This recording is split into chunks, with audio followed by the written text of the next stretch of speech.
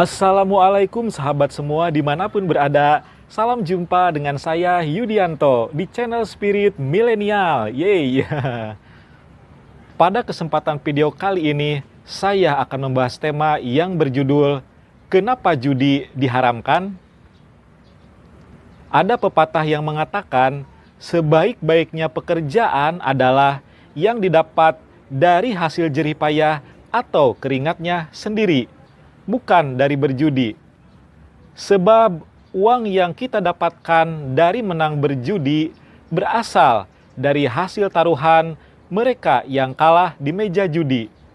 Dan inilah beberapa alasan kenapa judi dalam Islam diharamkan. Akan tetapi sebelum saya lanjut, bagi mereka yang baru menemukan channel video saya ini, silakan like jika kalian suka dan klik tombol subscribe atau bunyikan lonceng notifikasi agar tidak ketinggalan jika ada update video terbaru dari saya. Jangan kemana-mana.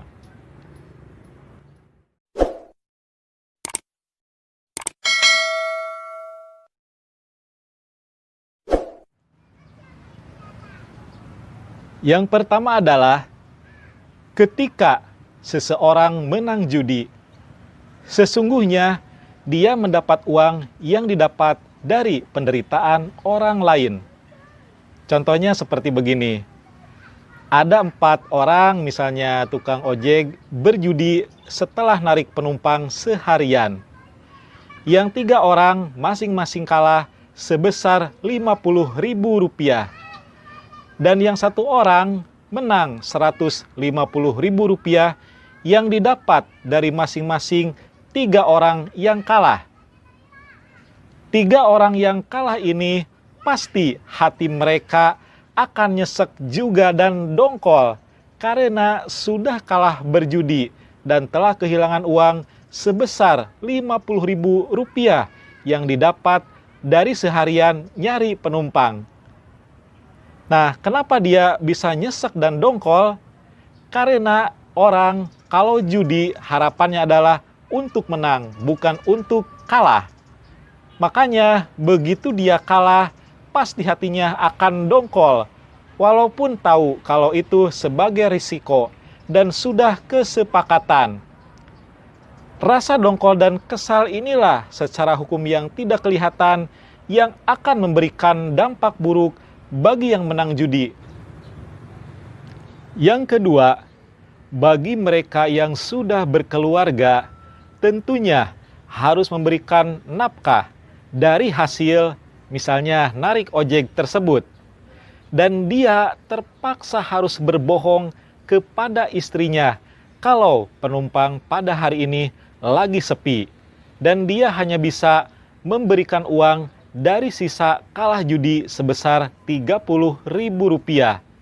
Yang seharusnya kalau tidak berjudi, sang istri bisa mendapatkan uang sebesar Rp70.000 banyaknya untuk keperluan belanja.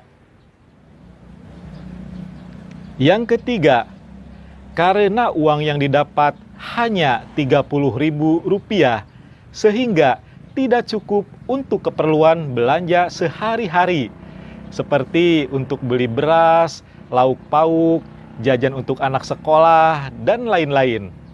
Sehingga sang istri terpaksa harus ngutang dulu sebagian. Tidak bisa memberikan jajan kepada anaknya, harus menanggung malu karena harus meminjam uang kepada saudaranya.